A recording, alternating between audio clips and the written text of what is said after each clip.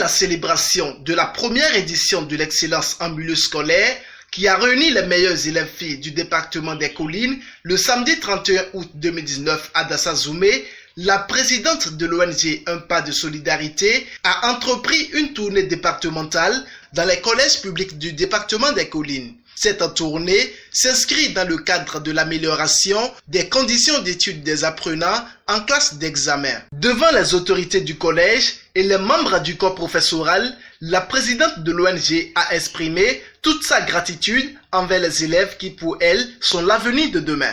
Pour la présidente de l'ONG Un Pas de Solidarité, l'examen se prépare depuis le début de la rentrée. Le 31 passé, nous avons célébré l'excellence à Dassa pour primer les meilleures filles du département des Collines. Nous n'avons pas été de passage ici pour les listes parce que nous n'avons pas eu aucun élève venant de ce G1. Les élèves que nous avons primés viennent des écoles privées. Qu'est-ce qu'on peut faire en milieu scolaire? Qu'est-ce qu'on peut faire pour vous aider? Pour mieux apprendre en milieu scolaire avant les examens.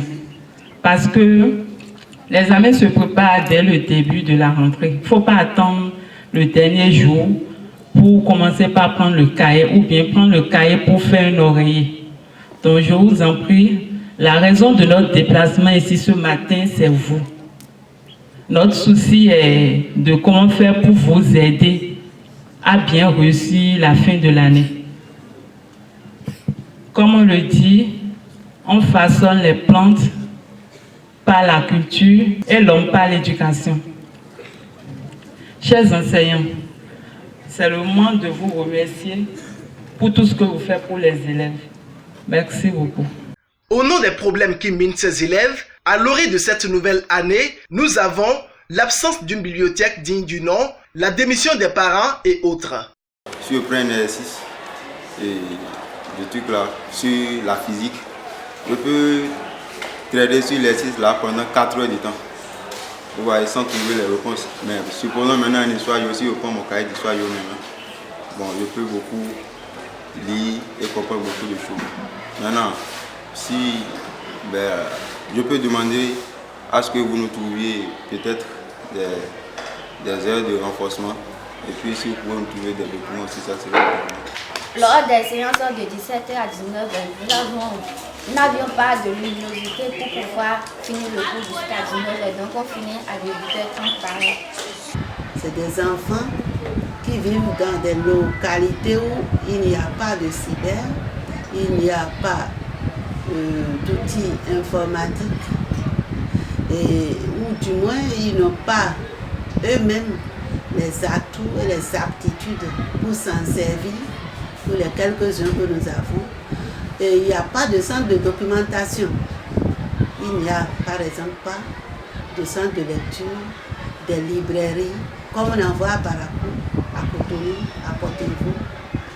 Mais comment l'enfant peut, dans ce contexte de APC, approche par compétence, où on demande d'aller faire des recherches, rester seulement avec le cahier et le contenu du cahier donné par le professeur et pouvoir aspirer à l'excellence.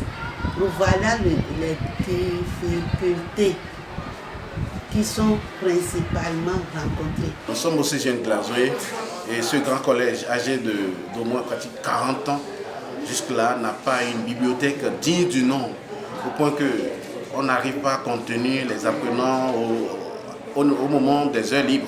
En temps normal, si on avait une bibliothèque digne du nom, on sensibiliserait les apprenants et ils vont rester dans la bibliothèque et lire. Ils peuvent décider aussi volontairement d'aller faire des recherches, mais jusque-là, on n'a pas de bibliothèque. Et il se pose parfois également des problèmes de mobilier.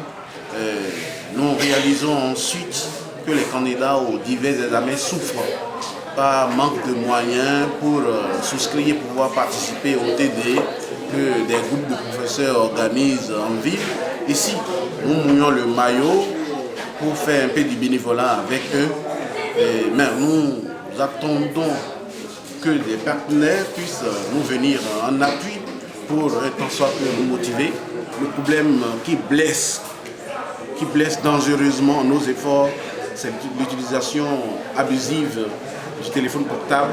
Les apprenants rentrés à la maison sont collés, sont connectés sur Facebook, sont connectés sur Twitter, sur WhatsApp. Encore que FaceLight est gratuite là, et les apprenants sont connectés au point que c'est le sommeil qui les arrache. Et finalement, ce que nous leur apprenons ici, ce que nous leur enseignons, ils n'apprennent plus. Ce matin déjà, en classe de terminale, jusqu'à cette date, ces enfants-là n'ont pas les frais du dossier. C'est-à-dire les frais du dossier fixés par l'État. Et on va les renvoyer chaque matin. Comment on peut espérer un bon résultat de ces apprenants lorsqu'on les renvoie tous les jours? Voilà, à tous les cours. Moi, ça me gêne. Et je dis, mais quel est alors le rôle des parents? Les parents font quoi? Si vous voulez que nous ayons un bon résultat ici, il faut aller en profondeur avec ces enfants-là. Ce n'est pas de leur trouver des documents ici seulement. Jusqu'à la maison, ils ont le problème. J'ai pris un élève la dernière fois, le professeur l'a fait sortir, il croit que tu n'es pas en classe. Il dit que c'est à cause du support. Support combien? Il dit 4 francs. Je dis, mais tu ne peux pas les payer déjeuner. Si tu veux vraiment aller à l'école, à partir de ce qu'on te donne là, tu peux piquer le dernier frère, comme je voulais dire, que de laisser qu'il a mangé depuis hier nuit. Et c'est à midi, elle va manger. L'enfant est allé me saluer tout à l'heure là. Parce que j'étais obligé de plaider auprès du professeur qui dit permet à l'enfant de suivre. Dans cette condition, en troisième, dans cette condition-là, qu'est-ce que l'enfant peut en classe? Les suggestions et doléances des élèves sont prises en compte par l'ONG qui entend jouer sa partition pour qu'à la fin de l'année, les meilleurs résultats au niveau national proviennent du département des collines. Car chaque enfant qu'on enseigne est un homme qu'on gagne, dixit Victor Hugo. C'est dans une liesse digne d'une princesse que les autorités des collèges ont apprécié la descente sur le terrain de la présidente de l'ONG Un Pas de Solidarité. Pour ces autorités, cette tournée est salutaire et doit être pérennisée.